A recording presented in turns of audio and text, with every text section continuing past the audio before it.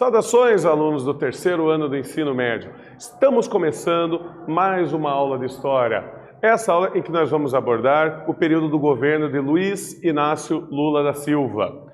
Então, o objetivo da nossa aula é analisar as principais características do governo do presidente Lula e também problematizar os impactos da política de transferência de renda na sociedade brasileira. Mas vamos aqui para os nossos conhecimentos prévios. Tá? Você lembra qual o principal debate sobre o ponto de vista econômico que ocorreu nos dois mandatos do FHC, Fernando Henrique Cardoso? E na educação e na saúde, quais foram os principais programas implantados nesse governo que veio antes do governo de Lula?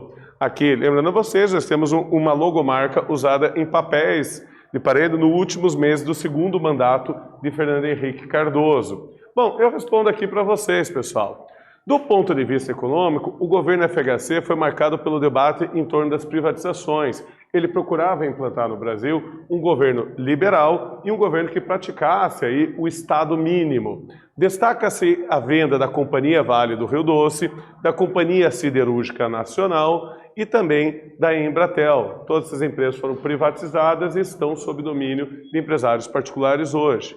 As principais medidas tomadas por FHC na saúde e na educação foram a redução do analfabetismo, a criação do Bolsa Escola, a criação do Enem, a nova lei de diretrizes e bases da educação, a lei dos genéricos, permitindo aí a comercialização de remédios mais baratos, e a ampliação do combate à AIDS, uma grande medida tomada por esse governo, entre vários outros. Nós vamos para a problematização da nossa aula de hoje, que envolve esse programa aqui. O Bolsa Família é um programa de transferência direta de renda do governo para as famílias pobres e foi criado em 2004, imediatamente no primeiro ano do governo Lula. Esse programa gerou grandes impactos sociais. Você sabe quais impactos, como que ele influenciou a sociedade e a economia brasileira? Pois bem, nós temos uma imagem muito clássica, uma imagem que é comum de você ver em várias regiões do Brasil, né, que são a imagem das favelas e prédios de luxo muito próximos. Na primeira década dos anos 2000, especialmente graças a programas sociais de transferência de renda, houve uma grande redução dos índices de pobreza. Ele auxiliou aí em diminuir isso. Porém, muitos problemas ainda persistem no Brasil. O Brasil ainda é um país com grande desigualdade econômica, onde você tem pessoas muito ricas e ao mesmo tempo você tem pessoas que vivem numa grande miséria. Isso aí é um dos grandes problemas sociais do Brasil ainda hoje. Mas como aconteceu as eleições de 2002? Bom, vamos lembrar que o Lula já era um velho candidato a presidente, desde a redemocratização do Brasil. Depois de 3 derrotas consecutivas, 1989, 94, 98, o ex-metalúrgico e fundador do Partido dos Trabalhadores, Lula, venceu José Serra, que era do PSDB e que tinha sido ministro da Saúde do Fernando Henrique Cardoso. Ele venceu no segundo turno com 61,27% de votos. Percebe aqui por esse mapa que o José Serra só ganhou no estado de Alagoas. Nos demais estados do Brasil, quem ganhou foi o Lula, a maioria dos votos. O candidato a vice-presidente foi o empresário José Alencar, que era do Partido Liberal, que era visto como um intermediador com os setores empresariais e conservadores. Afinal de contas, o Lula ele carregava aquela fama de esquerdista, fama de comunista, e aí era um jeito de se tentar associar e diminuir o medo do empresariado, de fazendeiros e de grandes produtores. Bom, a vitória da chapa da oposição ao sucessor da FHC demonstrou a insatisfação social com o baixo crescimento econômico e desemprego que marcaram o fim do seu governo. O fim do segundo mandato da FHC, houve uma grande crise econômica internacional e isso gerou problemas também para o território brasileiro, apesar de todo o sucesso que ele teve com o Plano Real. No governo Lula, então, o que ocorreu? Favorecido pela estabilidade dada pelo Plano Real, esse plano que foi criado ainda no governo de Itamar Franco, ele vai incentivar a exportação, melhorando a balança comercial. O preço das commodities estava em alta, por isso o Brasil conseguiu ter bastante lucro nessa exportação. A inflação permaneceu sob um certo controle. Ele suspendeu o programa de privatizações, o partido dele é contra esse programa neoliberal, e incentivou o crescimento da produção nacional. procurou reajustar o salário mínimo acima da inflação, garantindo assim aos trabalhadores um aumento do seu poder aquisitivo, o que, por consequência, o aumento do consumo acaba gerando um aumento da necessidade de produzir, já que você tem pessoas dispostas a consumir. Então, com maior poder de consumo, aqueceu as vendas do comércio e na produção industrial, permitindo aí a roda da economia funcionar melhor. E o aumento de empregos e do crescimento do PIB justamente pela exportação de commodities e também pelo aumento do consumo interno da população brasileira. Mas vamos para a primeira atividade de hoje. Eu trago esse gráfico aqui para vocês, que ele vai de 2003 a 2011. Tá? Ele mede no primeiro a quantidade de pessoas que se encontravam em situação de pobreza nesse período. E no segundo gráfico, ele mostra as pessoas que estão em condição de extrema pobreza, condição bem mais complicada. O que se pode concluir observando os dados das duas tabelas? Vocês têm um tempinho aí para pensar e eu já retorno.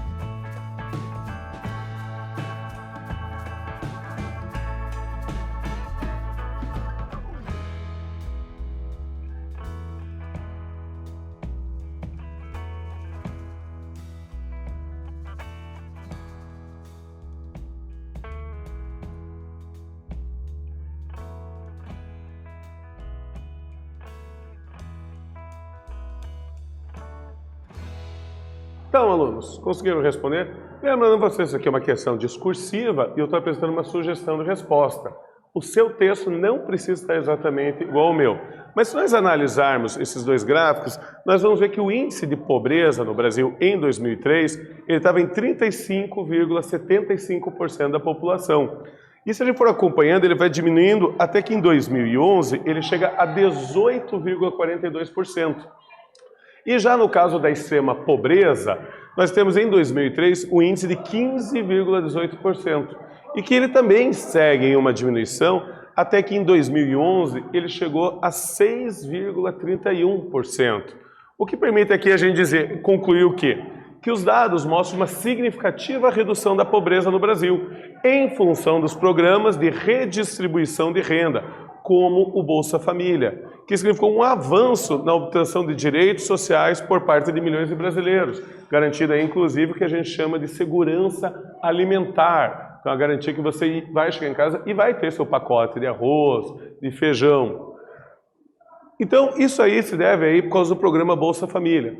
Para começar, logo de início, o Lula ele já anunciou o programa Fome Zero como a maior prioridade do governo dele. O objetivo era garantir a todos os brasileiros uma alimentação adequada, que ninguém passasse fome no Brasil. E o programa Bolsa Família fazia parte desse projeto geral chamado Fome Zero. E ele foi implantado em 2004. Teve como ponto inicial a unificação de 4 programas criados pelo governo de Fernando Henrique Cardoso, como o Bolsa Escola, o Cartão Alimentação, o Bolsa Alimentação e o Auxílio Gás. E esse programa aí, justamente, ele serviu fortemente para reduzir o índice de pobreza no Brasil. Olha um outro dado que eu trago para vocês, que mostra que em 1993 a pobreza do Brasil se encontrava em 47%. Tá? E para 2008 ela baixou para 25%. Então houve uma diminuição significativa disso. Mas esse não foi o único programa social que foi desenvolvido durante o governo Lula. Tá? Também foi feito vários programas sociais na área de educação, que foi aprovada a Lei 10.639 de 2003, que vai determinar a obrigatoriedade do ensino da história da África e da cultura afro-brasileira, implantando a cultura dessa população e a história desse continente, que era discriminada pela educação brasileira, apesar da nossa grande influência africana aqui, devido a séculos de trabalho escravo. Mas isso aí era ignorado, a história dessas etnias, era ignorada a cultura dessas etnias pelo sistema educacional brasileiro. Também foi feita a adoção de políticas afirmativas, são aquelas políticas de cotas, ajudando pessoas a serem incluídas em cargos públicos ou em concursos públicos, como por exemplo um vestibular, o Enem, que nós temos então as chamadas cotas raciais, justamente para ajudar a população afrodescendente, e também temos as cotas sociais, para justamente tentar auxiliar que a população pobre tenha acesso a um ensino superior e com isso consiga melhorar de vida. E também nós temos o programa Universidade para Todos, o ProUni, que foi instituído em 2005, que ele concede bolsa de estudos em instituições privadas do ensino superior. Para fazer o ProUni, você faz através da prova do Enem e se cadastra depois. Então, aí é um projeto em que o governo troca com universidades particulares bolsas de estudos em troca de outros benefícios fiscais, garantindo, assim, à população um maior acesso à educação de nível superior. Um programa bastante interessante. Mas vamos aqui para mais uma atividade da aula de hoje. Quais foram as principais políticas educacionais durante o governo Lula? Vocês têm aí um tempinho para responder e eu já retorno.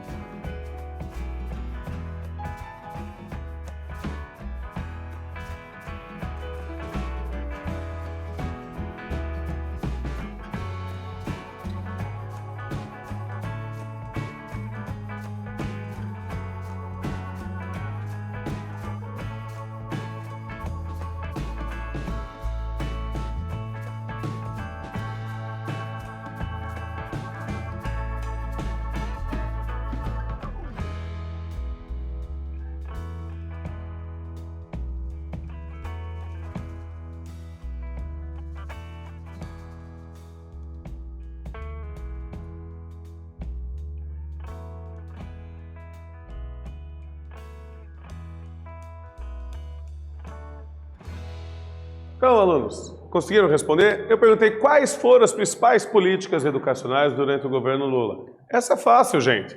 Houve uma política de valorização do ensino de nossa herança cultural africana, assim como a implantação de políticas de cotas e facilidades de financiamento para que os jovens ingressassem na faculdade e na universidade. Assim sendo, pessoal, houve políticas aqui bastante boas por parte dele, mas nem todo governo é sempre bom ou é sempre ruim. Sempre quando perguntar, esse governo foi bom ou esse governo foi ruim, é sempre melhor você perguntar, esse governo foi bom para quem e foi ruim para quem? Porque não dá para você agradar todo mundo, assim como você vai ter também os escândalos envolvidos em qualquer um dos governantes. Tá? No caso aqui do governo Lula, o maior escândalo político que houve foi o escândalo do Mensalão, que foram acusações de corrupção que atingiram o governo de Lula. Em 2005, após denúncias vinculadas pela imprensa, o deputado Roberto Jefferson, do PTB, denunciou um esquema de compra de votos de alguns deputados no Congresso. Esse esquema de compra de votos ficou conhecido como Mensalão. Os envolvidos foram julgados pelo Supremo Tribunal Federal. Tá? E vários deles foram condenados aí devido a esse processo. Muitas pessoas e membros importantes do governo Lula faziam parte desse esquema. E a aprovação popular do presidente Lula, porém, continuou alta e ele conseguiu a sua reeleição em 2006. Apesar desse escândalo, ele ainda foi reeleito. E na economia, como que ocorreu o desenvolvimento econômico aqui? Bom, destaque-se o crescimento econômico favorecido pela expansão do mercado mundial, em especial a China. Uma das políticas do governo Lula era acabar com a ideia que a gente tinha que ser só parceiro econômico dos Estados Unidos. Por quê? Porque se a gente tiver só uma parceria econômica forte, se ele entrar em crise, a gente entra junto. Então ele procurava diversificar com outros países. E no caso nós temos um grande crescimento e ascensão da economia chinesa, que atualmente é o segundo parceiro econômico mais importante do Brasil. O governo incentivou as exportações e conseguiu sucessivos saldos positivos na balança comercial. Em 2007, o governo lançou o Programa de Aceleração do Crescimento, que previa justamente investimentos em saneamento básico, em portos, estradas, urbanização, grandes obras públicas, para aí favorecer o estabelecimento de novas empresas, facilitar a logística brasileira e melhorar a condição de vida dos trabalhadores brasileiros. E na política externa? Bom, o Brasil, nesse período, ele ganhou muito privilégio internacional. Tá? Ele fortaleceu a sua liderança na América do Sul e estreitou relações comerciais com países emergentes, como a China e a Índia, e também com países africanos e árabes. O Brasil vai conseguir a participação do chamado G20, que é o grupo das 20 maiores economias, as 20 economias mais ricas do planeta Terra, vai conseguir significativas vitórias na Organização Mundial do Comércio, mostrando a integração da economia brasileira ao comércio internacional, e também em 2006, Brasil, Rússia, Índia e China formaram um grupo de países, um bloco econômico chamado de BRIC, justamente com as iniciais do nome desse país, que são países emergentes, que têm grandes promessas de desenvolvimento futuro, devido ao seu território, devido à sua população crescente e à sua renda crescente. A partir de 2011, a África do Sul ingressou esse grupo, que então passou a ser chamado de BRICS, por causa do S de África do Sul em inglês, como se diz em inglês. Então aí você vai ter o fortalecimento de um bloco de países, todos eles emergentes. Nenhum desses países aí são países considerados desenvolvidos, mas são países que são considerados grande promessa de desenvolvimento econômico para o futuro. Vamos então para a nossa última atividade da aula de hoje. Durante o governo Lula, pode-se observar uma reorganização da participação brasileira no mercado internacional. Que fatos justificam essa afirmação? Vocês vão ter um tempinho aí para pensar e eu já retorno.